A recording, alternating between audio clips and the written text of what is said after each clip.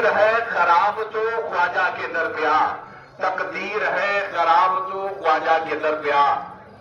معزز سامعین کرام، آئیے اس آقا نامدار، مدینے کے تاجدار، دونوں عالم کے مالک و مختار، ہم غریبوں کے غمگسار، سید ابرار و اخیار، مدینے کے تاجدار، راحت قلب و سینہ تاجدار مدینہ، انیس بے کسا چارہ ساز دردمنداں، احمد مجتبی جناب محمد مصطفیٰ صلی اللہ تعالیٰ علیہ وسلم کی مقدس بارگاہ میں خلوص محبت کے ساتھ درود شریف کا ہدیہ نشاور پیش کرے اور آواز بلند پڑھے، اللہم صلی علی سیدنا شفیعنا حبیبنا مولانا محمد وعلی آل محمد طب القلوب و دوائها وعافیت الابدان و شفائها ونور الابصار و ضیائها وعلی آلہ وصحبہ وبارک وسلم دائما ابدا۔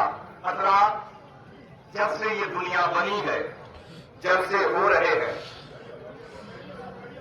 ہو رہے تھے، ہو رہے ہیں اور ہمیشہ ہمیش ہوتے رہیں گے، مگر فرق کیا ہے کہ کوئی جلسہ کرتا ہے اپنی سیاست کے لیے، کوئی جلسہ کرتا ہے قوم و ملت کے لیے، کوئی جلسہ کرتا ہے اپنی حقیقت کے لیے، کوئی جلسہ کرتا ہے کسی سے عقیدت کے لیے، کوئی جلسہ کرتا ہے امن و امانت کے لیے، کوئی جلسہ کرتا ہے اپنی حمایت کے لیے، کوئی جلسہ کرتا ہے اپنی کتابت کے لیے، کوئی جلسہ کرتا ہے اپنی نقابت کے لیے، کوئی جلسہ کرتا ہے مال و دولت کے لیے، مگر ہم بارگاہ غریب نواز میں جو بیٹھے ہوئے ہیں، ہم نہ مال و دولت کے لیے جلسہ کر رہے ہیں، نہ کسی کی حمایت کے لیے جلسہ کر رہے ہیں، نہ کسی کی کتابت کے لیے جلسہ کر رہے ہیں، نہ کسی کی نقابت کے لیے جلسہ کر رہے ہیں۔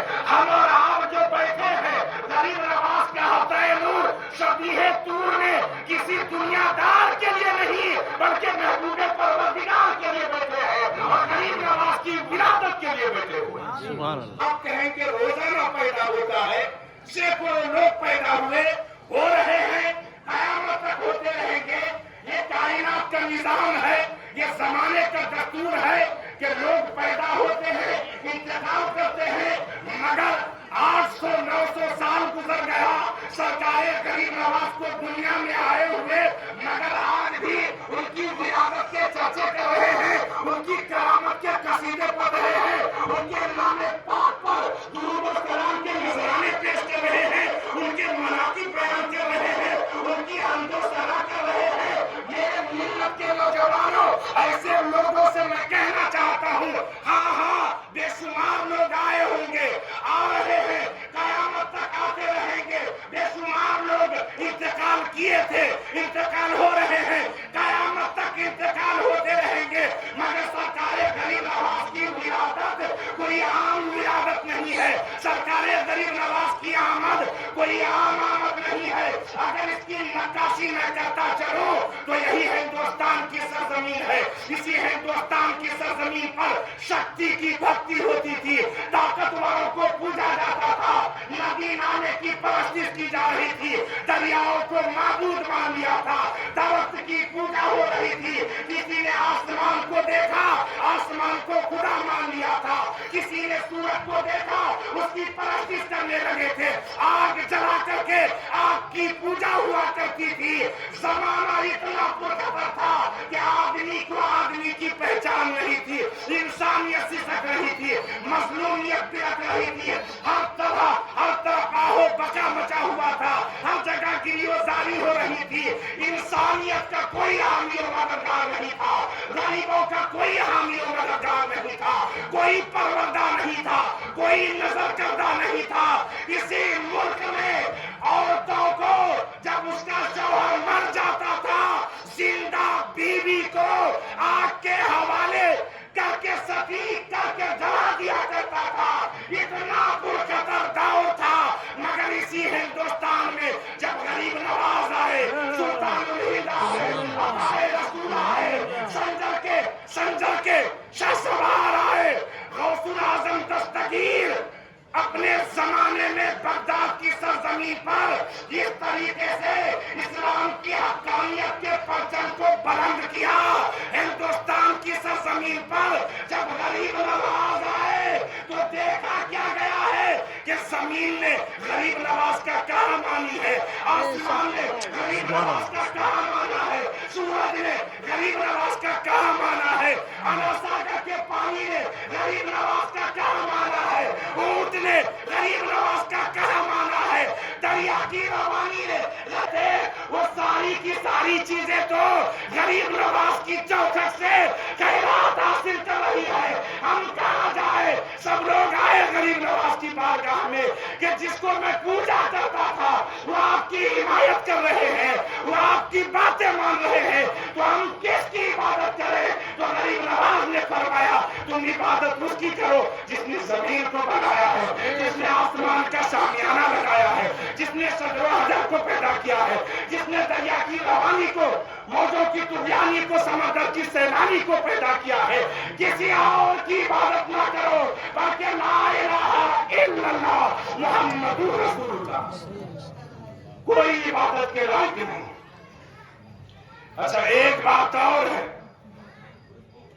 ڈاکٹر کے پاس آپ جاؤ کہ کورٹ کے فیصلے ہونے ہیں، میں آپ سے مشورہ کرنا چاہتا ہوں، ڈاکٹر کہیں گے کہ اگر کورٹ کے فیصلے کے بارے میں مشورہ کرنا ہے تو کسی وکیل کے پاس جاؤ، کسی وکیل کے پاس جاؤ، کسی وکیل کے پاس جائیے کہ فلاں بیماری کا علاج کر دیجئے، وہ کہیں گے یہ کام ڈاکٹروں کا ہے، سب کا کام بتا ہوا ہے، سب کا فیلڈ بنا ہوا ہے، ڈاکٹر وکالت نہیں کر سکتا، وکیل ڈاکٹری نہیں کر سکتا، زمیندار جو ہے وہ کسی مرض کی دوا نہیں دے سکتا، کوئی ڈاکٹر جو ہے زمین سے سبزہ اگا نہیں سکتا، سب کا کام الگ الگ ہے، سب کی پڑھائی الگ الگ ہے، مگر یہی چوکھٹ غریب نواز ہے، یہی آستانہ عالیہ ہے، یہی سرکار غریب نواز کا در ہے کہ اس در پہ ہر طریقے کے لوگ چلے آ رہے ہیں،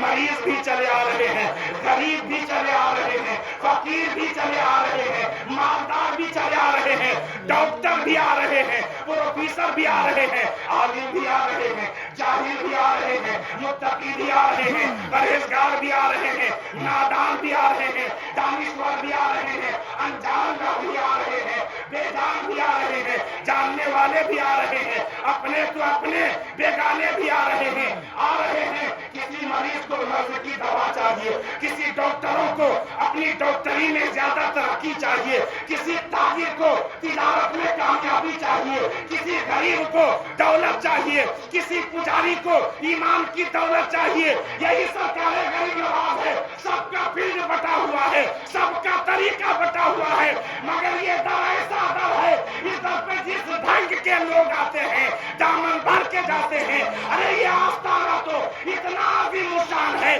کہ اگر کوئی پجاری آتا ہے تو صاحب ایمان ہو جاتا ہے، اور اگر کوئی بھکاری آتا ہے تو صاحب سلطان ہو جاتا ہے، صاحب سلطان ہو جاتا ہے۔ اسی لیے تو رب قدیر نے فرمایا یا ایھا الذین آمنوا اتقوا اللہ وابتغوا الیہ الوسیلہ، کہ ایمان والو اللہ سے ڈرو، اے ایمان والو اللہ سے ڈرو اور اس کی طرف وسیلہ تلاش کرو، اس کی طرف وسیلہ تلاش کرو۔ تو شان نزول، مفسرین کی تفسیر، سارے لوگوں نے اپنے اپنے عقیدے، اپنے اپنے نظریات، اپنی اپنی تحقیق کے مطابق ترجمہ کیا ہے کہ وسیلہ سے مراد کیا ہے، کس کو وسیلہ بنایا جائے۔ جس کے بارے میں رب فرماتا ہے کہ میری طرف وسیلہ تلاش کرو، کیا نماز کو وسیلہ بنا لیا جائے، کیا روزے کو وسیلہ بنا لیا جائے، کیا حج کو وسیلہ بنا لیا جائے، کیا زکات وسیلہ بن سکتا ہے؟ تو میں کہوں گا کہ نہ نماز ایمان ہے، نہ روزہ ایمان ہے، نہ زکات ایمان ہے، نہ حج ایمان ہے۔ ایمان میں تو روزہ ہے، ایمان میں تو نماز ہے، ایمان میں تو عبادت ہے، ایمان میں تو بندگی ہے، ایمان میں تو سجدہ ہے۔ اگر ایمان نہ ہو نمازیں مردود ہے، اگر ایمان نہ ہو روزہ مردود ہے، اگر ایمان نہ ہو تقوی و طہارت مردود ہے، اگر ایمان نہ ہو تو عبادت فضول ہے. ایمان پہلے لاؤ، بعد میں نماز روزہ حج و زکات کو ایمان میں شامل کرو. آپ کہیں گے کہ اگر کوئی نماز پڑھتا ہو، ایمان نہ لایا ہو، تو کیا اسے کامیابی نہیں مل سکتی، اسے کامرانی نہیں مل سکتی، اسے دارین کی نعمتیں نہیں مل سکتی، اسے دین و دنیا کی کامیابی نہیں مل سکتی؟ میں کہوں گا جب تک آپ کے پاس ایمان نہ ہو نماز فضول ہے، ایمان نہ ہو روزہ فضول ہے، ایمان نہ ہو زکات فضول ہے. اس کو دنیا میں آپ خرچ کرتے ہیں تو دنیا تو سنور سکتی ہے مگر آخرت میں کچھ بھی حاصل نہیں ہوگا. مگر جب ایمان کے ساتھ میں، اسلام کے ساتھ میں عبادت و ریاضت کریں گے تو آپ کے ایمان میں پختگی بھی آئے گی اور آپ کا اعمال بھی مقبول بارگاہ ہو جائے گا. آپ کا اعمال بھی مقبول. تو اس سے پتا چلتا ہے کہ روزہ وسیلہ اس کے لیے ہے جو ایمان والا ہے، نماز وسیلہ اس کے لیے ہے جو ایمان والا ہے. تو سب سے پہلے ایمان لاؤ. اور یہاں رب نے جو وسیلہ تلاش کرنے کا حکم دیا، یہ نہیں فرمایا یا ایھا الناس اتقوا وابتغوا الیہ الوسیلہ کہ اے لوگو اللہ سے ڈرو اور اس کی طرف وسیلہ تلاش کرو. نہیں، بلکہ اے ایمان والو، اے ایمان والو اللہ سے ڈرو اور اس کی طرف وسیلہ تلاش کرو. اب جب کوئی غریب نواز کو وسیلہ نہ مانتا ہو، اب اگر کوئی غوث اعظم کو وسیلہ نہ مانتا ہو، اب اگر کوئی مولائے کائنات کو مشکل کشا نہ جانتا ہو، اب اگر کوئی نبی کو وسیلہ نہ مانتا ہو، لڑنے کی ضرورت نہیں ہے، جھگڑنے کی ضرورت نہیں ہے. یہاں لوگوں سے کہا ہی نہیں گیا ہے، ایمان والے سے کہا گیا ہے. جو ایمان والا ہوگا وہ غریب نواز کو وسیلہ بنائے گا، جو ایمان والا ہوگا وہ غوث اعظم کو وسیلہ بنائے گا، جو ایمان والا ہوگا وہ مولا کی مشکل کشا کو وسیلہ بنائے گا، جو ایمان والا ہوگا وہ اپنے نبی کو وسیلہ بنائے گا. جو بے ایمان ہوگا وہ بے ایمانی کی باتیں کرے گا. اے ایمان والا، ایمان والے کو وسیلہ بنا کر کے مقبول ہو جایا کرتا. مقبول ہونے کے لیے ضروری ہے ایمان. اب آپ کہیں گے کہ سرکار غریب نواز کو ہی وسیلہ کیوں بنایا جائے؟ تو میں کہوں گا صرف غریب نواز کو ہی وسیلہ نہ بناؤ اور اس چیز کو وسیلہ بناؤ جو ایمان میں شامل ہے. جو ایمان میں شامل ہے، ایمان میں شامل ہے اسے وسیلہ بنا سکتے ہو، اس کے ذریعے سے خدا تک رسائی حاصل کر سکتے ہو، مقبول بارگاہ بن سکتے ہو. یہ نماز ہے کیا؟ یہ نماز آخر ہے کیا؟ مصطفیٰ جان رحمت صلی اللہ تعالیٰ علیہ وسلم کی ادا کا نام ہے. کیا ہے؟ مصطفیٰ کی ادا کا نام ہے. اسی ادا کو تو ہم ادا کیا کرتے ہیں. یہ حج ہے کیا؟ یہ حج ہے کیا؟ صفا مروہ کی صحیح کیا ہے؟ حضرت حاجرہ کی سنت ہے نا؟ طواف کعبہ کیا ہے؟ رسول اللہ کی سنت ہے. قربانی کرنا کیا ہے؟ ابراہیم خلیل اللہ کی سنت ہے. نماز فجر کیا ہے؟ حضرت آدم کی سنت ہے. نماز ظہر کیا ہے؟ حضرت ابراہیم کی سنت ہے. نماز عصر کیا ہے؟ حضرت عزیر کی سنت ہے.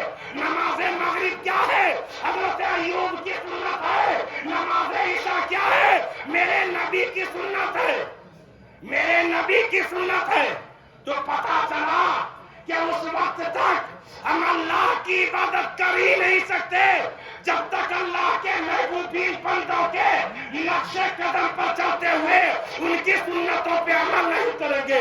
تو جس طریقے سے بغیر مصطفیٰ کی سنت پہ عمل کیے ہوئے تم اللہ کی فرضیت کو ادا نہیں کر سکتے، اسی طریقے سے بغیر میرے نبی کی محبت کے تم اللہ کو راضی کر ہی نہیں سکتے.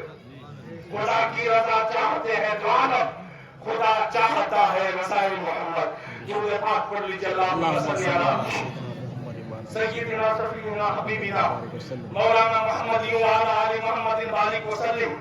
صلو علیہ الصلوۃ والسلام علیک یا رسول اللہ صلی اللہ تعالی علیہ وسلم. تم کسی کو خدا مانو یا نہ مانو، पहले बनाने वाले को तो पहचानो। तुम रचनाओं के बारे में बाद में बात करना, पहले अपने रचयिता को पहचानो। तुम खालिक के बारे में, मखलूक के बारे में बाद में तज़किरा करना, पहले अपने खालिक को तो पहचानो। तुम आबिद के बारे में बाद में जिक्र करना, पहले अपने माबूद को तो पहचानो। अब अगर कोई शख्स है अल्लाह को नहीं मानता है, माज़अल्लाह मिन ज़ालिक, अल्लाह पर ईमान नहीं लाता है, तो ऐसे लोग क्या होते हैं? नास्तिक होते हैं। क्या होते हैं? नास्तिक होते हैं, अधर्मी होते हैं, जिसका कोई धर्म ना हो, जिसका कोई मजहब ना हो, जिसका कोई दीन ना हो।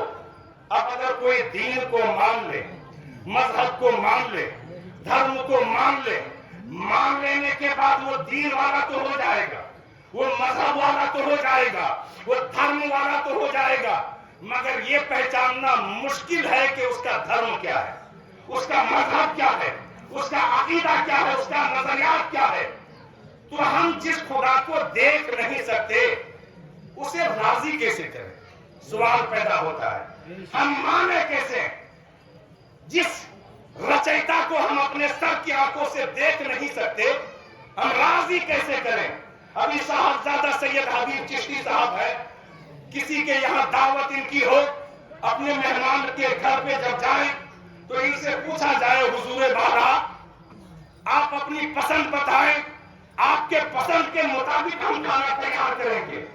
अब हजरत को पसंद हो दाल और बाटी और चूरमा, सरसों का साग, छाछ, और कोई बिरयानी बना ले, कोरमा का इंतजाम कर ले, जबकि खाना तो अच्छा है कि बिरयानी बनाई गई है, कोरमे का इंतजाम है, तंदूरी रोटी बनाई गई है, मगर हजरत को पसंद ही नहीं। तो जब जिसको पसंद ना हो तो सबसे पहले उसकी पसंद को देखो। तो जिस खुदा को हम देख नहीं सकते उस खुदा को राजी कैसे करें?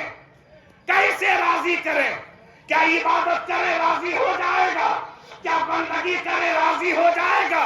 क्या रियाजत करे खुदा राजी हो जाएगा? तो रब फरमाता है, कुल इन कुंतुम तुहिब्बूनल्लाह फत्तबिऊनी युहिब्बुकुमुल्लाह व यगफिर लकुम दुनूबकुम वल्लाहु गफूरुर रहीम। ऐ महबूब आप फरमा दो, अगर अल्लाह को राजी करना चाहते हो, अगर अल्लाह की खुशनुदी चाहते हो, अगर अल्लाह की रज़ामंदी चाहते हो, अगर चाहते हो तुम्हारे सजदे कबूल हो जाए, अगर चाहते हो तुम्हारी इबादत कबूल हो जाए, अगर चाहते हो तुम्हारी रियाजत कबूल हो जाए, फत्तबिऊनी, मेरे महबूब की इत्तिबा करो, अल्लाह राजी हो जाएगा। मेरे महबूब की इत्तिबा करो, अल्लाह तबारक व तआला राजी हो जाएगा। फत्तबिऊनी युहिब्बुकुमुल्लाह, और राजी होने के बाद व यगफिर लकुम दुनूबकुम, तुम्हारी तमाम खताओं को माफ फरमा देगा, तुम्हारी तमाम गुनाहों को माफ फरमा देगा, क्योंकि माफ फरमाने वाली जात गुनाहों को अल्लाह तबारक व तआला की जात है।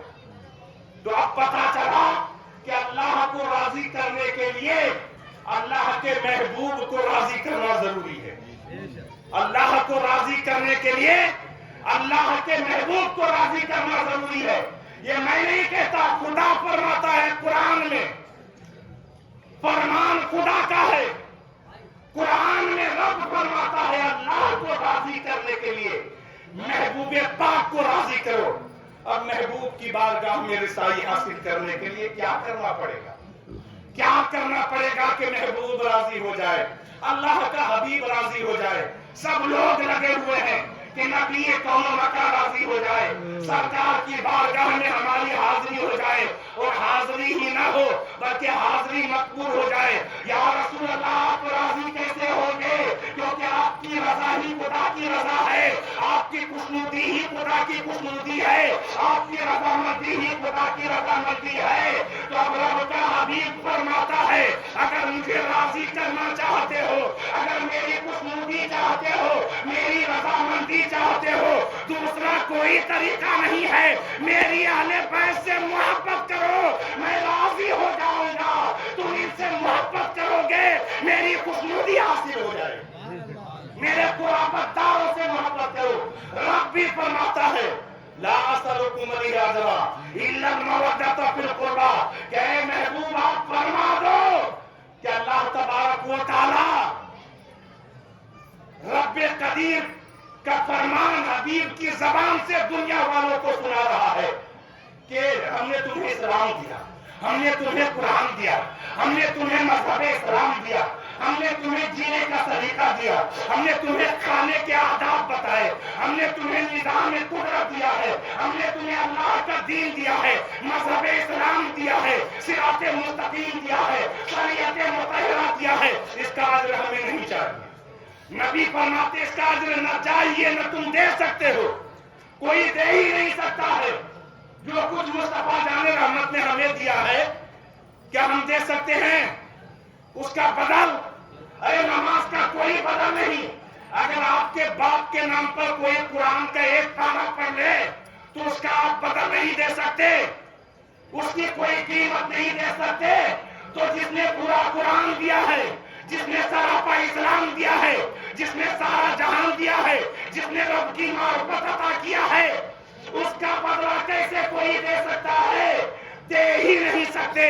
बस ये है कि हबीब को राजी करने के लिए हबीब के घर वालों को राजी करो, हसनैन करीमैन को राजी करो, सैयदा फातिमा ज़हरा सलामुल्लाहि अलैहा को राजी कर लो, अली मुर्तजा को राजी कर लो, कुराफतदारों को राजी करो, 12 इमामों को, गौसुल आज़म दस्तगीर को, ख्वाजा अजमेरी को, अहले बैत को राजी कर लो। अल्लाह तुमसे राजी हो जाएगा और अल्लाह का हबीब भी राजी हो जाएगा। दुरूद पाक पर ले जाना।